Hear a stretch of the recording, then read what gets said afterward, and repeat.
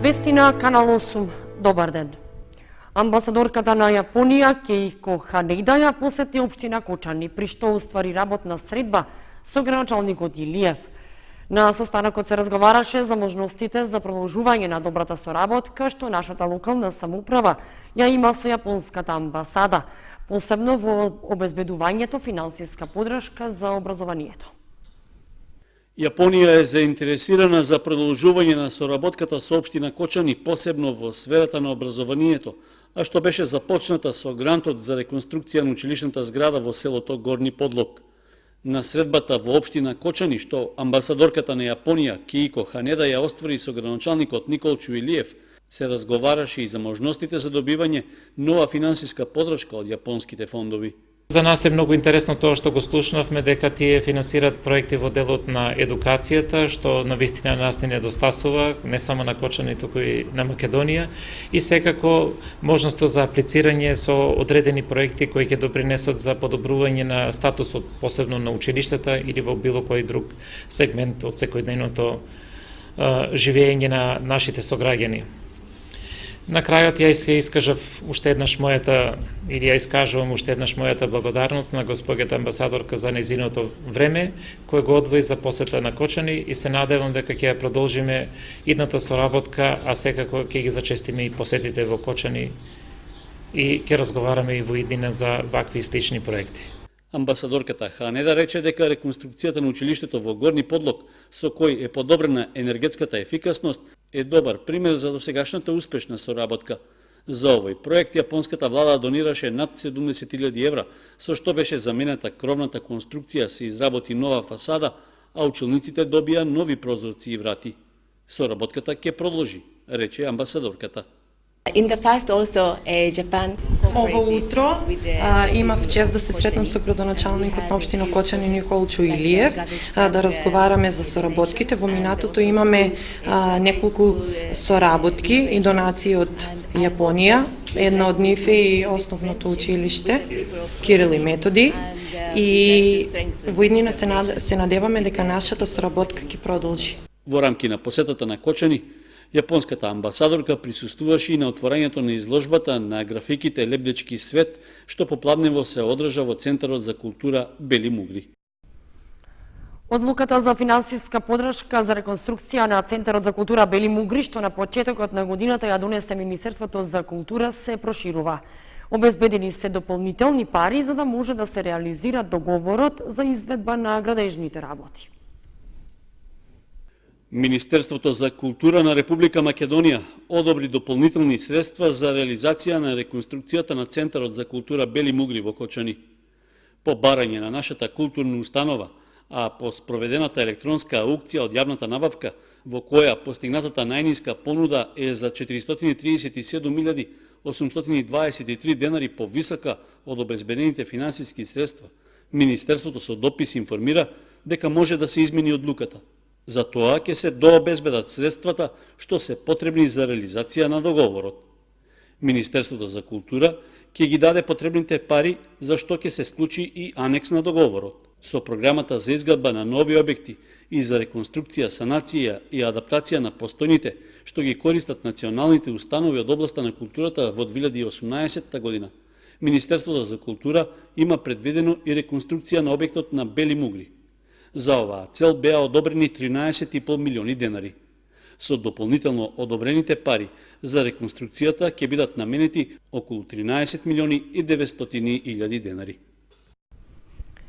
Јавното комунално предпријатие Солидарност од Виница со нов комунален инвентар во градот и селата ќе ги потсетува граѓаните за нивната еколошка одговорност кон јавните површини.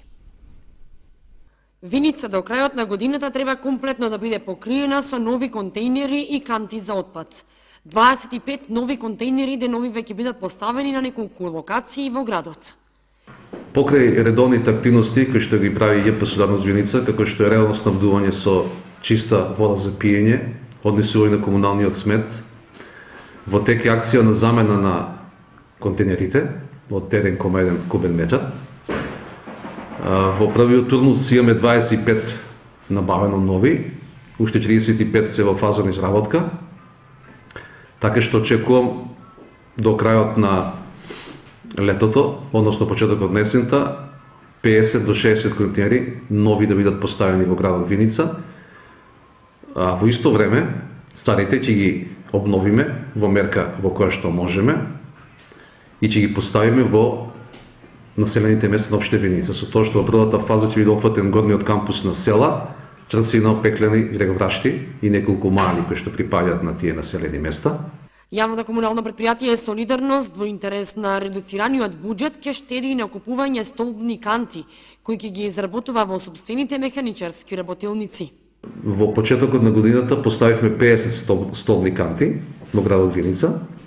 Сега се во план самите во нашата механичка работилница да изработуваме столбни канти, така што до крајот на годината очекувам сите столбни канти во градот Виница да бидат заменети, со тоа што и во неколку населени места би поставиле по 5, 6, 10, зависи од големината и потребите на населените места. Комуналното предпријатие Солидарност ги освежи зелените површини во градот со поставување 50 столбни канти за отпад, како подсетување за еколошката одговорност на граѓаните кон јавните површини. Изложба на автомобили од моделот на Volkswagen Buba се одржа викендов во Кочани.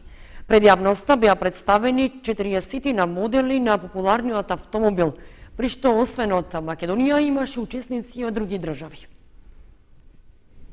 Паркингот кај трговскиот центар во Кочани во саботата беше исполнет со олдтаймери на Volkswagen, главно од моделот Бубачка, чија популарност не престанува и по 80 години од започнувањето на незиното производство. Изложбата, што по четврти пат се одржа кај нас, собра голем број посетители, посебно влюбеници во автомобилот, што представува своевиден статусен символ на повеќе генерации возачи. Главни виновници за ова несекојдневно доживување се браќата Александар и Владко Јовановски од Кочани, кои и самите поседуваат Бубачка со необичен изглед. Имаме 40 возила, некаде имаме возила од Полска, значи од Србија, Црна Гора, Босна, Република Српска и од Македонија. Кој беше поводот да се организира ова изложба? А ова е веќе четврти собир, значи поред кај нас у Кочани што го организираме, а тоа е значи собир едноставно тоа се веќе одржува некаде у Србија, значи можда од 2000 година е првиот собир. Значи и се одржува, значи тоа е вид на дружење. Имам Volkswagen Buba, значи портокалова 1917 е произведена. И ја имам некаде 10 години у моја собственост. Па љубовта е од татко ми, значи он е мајстор за нив и он возил Буба и така. Они се многу лесно одржуваат, а не се расипаат. Причина за тоа е што она е произведена некогаш, значи е произведена за да се движи во Сибир и во Сахара. Значи оно може да оде на плюс 40, може да оде на плюс и на минус 40. Значи на неа не е смета. Јовановски со своето возило и самиот учествувал на слични изложби кај нас и во регионот, а најавува дека со ваквите активности ќе продолжи во иднина. Следниот собир на љубителите на Volkswagen од Бубачка е во Босна и Херцеговина. Викендов на патот Кочани Пониква се возеше традиционалната автотрка од ритско-бразинскиот шампионат на Македонија. Учесниците се напреваруваа во 5 класи, а во екипна конкуренција најдобри беа возачите од автоклубот Никола Карев од Скопје. На патеката кон Пониква викендов се возеше втората ритско-брзинска трка во рамки на државниот и шампионатот во автомобилизам за Централна Европа. На надпреварот учествуваа 20 возачи од автомотоклубовите од Македонија и Косово, кои беа распределени во 5 класи. Автотрката во Кочани се одржа по пауза од 10 години, а организатори беа автоклубот Примо АВЈ од Скопје, во соработка со Сдруженијето на возачи и компанијата Руен Инокс автомобили од Кочани, а под покровителство на општината Кочани. Ова за нас е многу важно, бидејќи овој настан е дел од промоцијата за потенцијалите и можностите на Пониква и на Осоговските планини. Задоволство ми е што можам да кажам дека патеката според стручното мислење е одлична и од овде и нашиот мотив да настојуваме, односно да ги поддржуваме настојувањата таа да биде впишана во европските норми, а трката да остане традиционална. На учесниците им посакувам успех и среќа, нека победат најдобрите, а на љубителите на автомобилизмот им посакувам убави моменти. Во најниската класа А1150, најбрз на патеката долга 6,4 км беше Филип Василевски од автоклубот Никола Карев, додека во класата Е1 1600 прв на целта стигна Марио Велковски од Custom Car Racing Team. Даниел Блажевски од автоклубот Примо Аваја беше најбрз во класата СП 2000, а првото место во класата Е1 2000 му припадна на Југослав Милошевски од автоклубот Никола Карев. Во најсилната класа Е1 плюс 2000 победник е Александар Христов од автоклубот Примо Аваја. Во екипна конкуренција најуспешни беа возачите на автоклубот Никола Карев со 28 поени, пред автоклубот Custom Car Racing Team со 26 и автоклубот Примо Аваја со 22 поени. До крајот на надпреварувачката сезона во домашниот шампионат остануваат уште две ридско-брзински трки, што ќе се возат во Крушево и на Водно.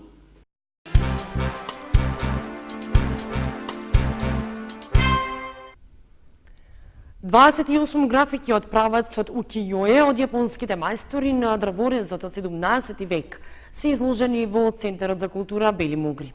Изложбата е резултат на соработката меѓу Центарот за култура, Музеот на град Скопје и Јапонската амбасада.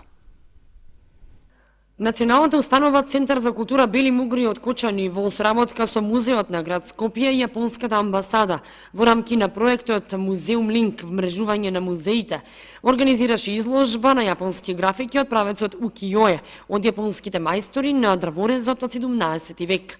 Организатор на изложбата е Јасминка Намичева, кустос советник, архитект во Музеј на град Скопје, која е координатор на проектот.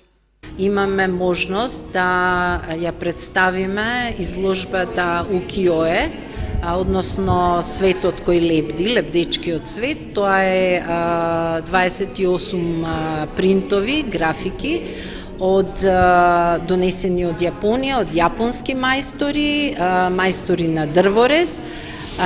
Овие графики се изработувани од почетокот на 17-тиот век и се надевам дека ќе бидат добра провокација за граѓаните на Кочани, љубители на уметноста, да дојдат, да ги погледаат, затоа што ова е уметност која може да се види во светските музеи. Овие графики се прогласени за културно наследство на Јапонија и еве можност и луѓето од вашиот град да ги видат одблизу и да уживаат во нивната уметност. На отворањето на изложбата присуствуваше и првиот резидентен амбасадор на Јапонија во Република Македонија, Кейко Ханада.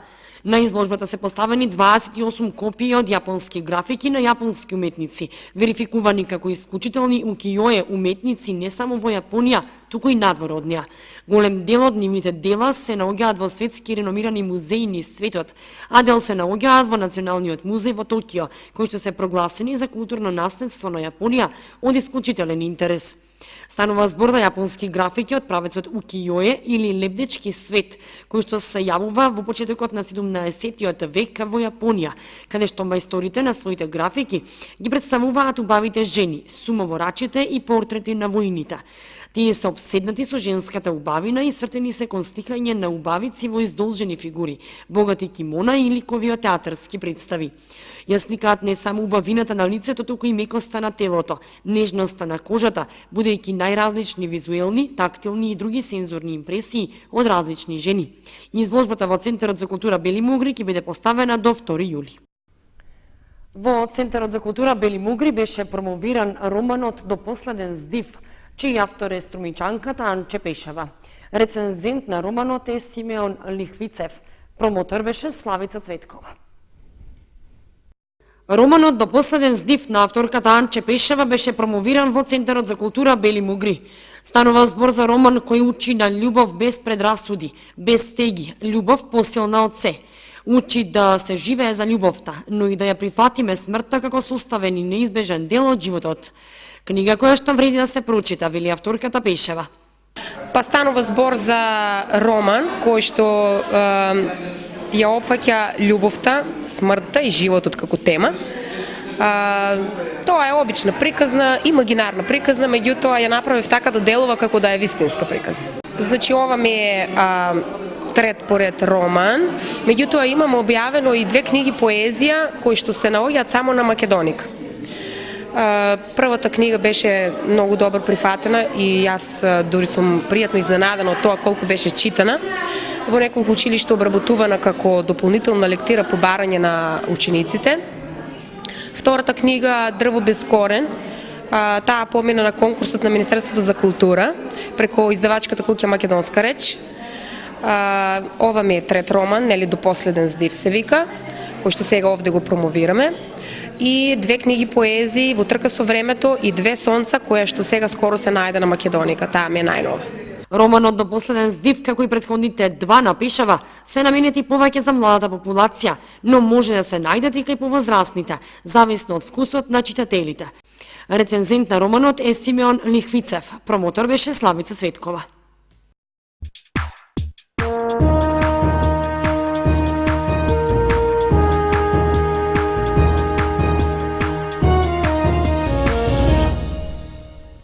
Следува информацијата од спортот. Голем успех на борачите на боречкиот клуб Спартак на државното првенство во борање слободен стил за јуниори, што викендов се одржа во Скопје. Учествуваа со 3 борачи и се вратија со 3 освоени медали. 1 сребрен и 2 бронзени медали освоија борачите на боречкиот клуб Спартак на државното првенство во борање слободен стил за јуниори, што викендов се одржа во Скопје. Во силна конкуренција од борачи од повеќе клубови од државата, нашите се вратија со голем успех и задоволителни резултати. Јас Леон Трајанов во салата на државното првенство во Скопје го освои второто место во категорија до 74 килограми. Дали си задоволен од твојот успех? Да, многу сум задоволен, бидејќи беше многу напорно, имаше многу голема конкуренција. Јас сум Васен Нисов, борач во клубот Спартак, во салата на државното првенство по борање го освоив третото место во категорија на 74 килограми. Со оглед на конкуренцијата, задоволен сум од резултатот. Сега се подготвуваме за сениори и кадети, каде што исто така со напорни тренинзи ќе очекуваме да донесеме по некој медал повторно. Јас Андре Антов, член на боречкиот клуб Спартак од Кочани, во саботата на надпреварот во Скопје на категорија 86 кг го освоив третото место. Напорно тренираме под раководство на тренерот Кире Дамјанов и председателот Звонко Ѓоргиев. Председателот на клубот Звонко Ѓоргиев задоволен од успехот на борачите, дополнително што работат и тренираат во отежнати услови заради состојбата со поплавената сала и неопходноста од неизино реновирање. На настапот во сабота што се одржа во Скопје на државното првенство за јуниори, настапи клубот Спартак под раководство, се разбира, на тренерот Кире Дамјанов, и многу сме задоволни за почеток и покрај тешките услови кои бевме оневозможени да тренираме, освоивме 1-2 место и 2-3 место. Салата се уште е нереновирана, се чека да се санира кровот. Контактираме со локалната самоуправа и очекуваме најпрви да се превземе санација на кровната конструкција, бидејќи внатре што и да работи во салата може повторно дојде до прокиснување. За сега сме во малата сала на гимназијата Љупчо Сантов. Не се условите баш како што треба, имаме проблем малку со вентилација. Мала е салата, не може целиот душик да се постави како што треба, но сепак голема волја има кај сите нас, кај управата, кај играчи, кај борачите, кај тренерот, и сметам дека успесите допрва ќе доаѓаат. Тренерот Кире Дамјанов задоволен од успесите на борачите, очекува успехи на предстојното државно првенство, што викендов ќе се одржи во Скопје. Јас како тренер морам да истекнам една работа, а тоа е дека сум задоволен од успехот на моите борачки, ги нарачам, затоа што за толку кратко време освоја еден задоволителен успех. И само ќе дадам и од објаснување или најава за престојното државно првенство за кадети и сениори што ќе се одржи наредната сабота, што ќе настапиме ние секако со тројца борачи во сениорска и тројца борачи во кадетска конкуренција, од каде што исто очекувам медали и пласман меѓу првите 3 места. Воедно сакам да се заблагодарам на раководството на клубот, што и во овие тешки моменти ни искочија во пресрт и ни овозможија минимални услови што ги имаме моментално за тренинг и успесите се секако за тоа уште позначени и поголеми. И во тешки услови, сепак борачите остануваат на своето, дека никој нема да ги спречи во намерата да ги држат тренинзите и да тренираат напорно, со цел да се вратат со злато од предстојните државни првенства.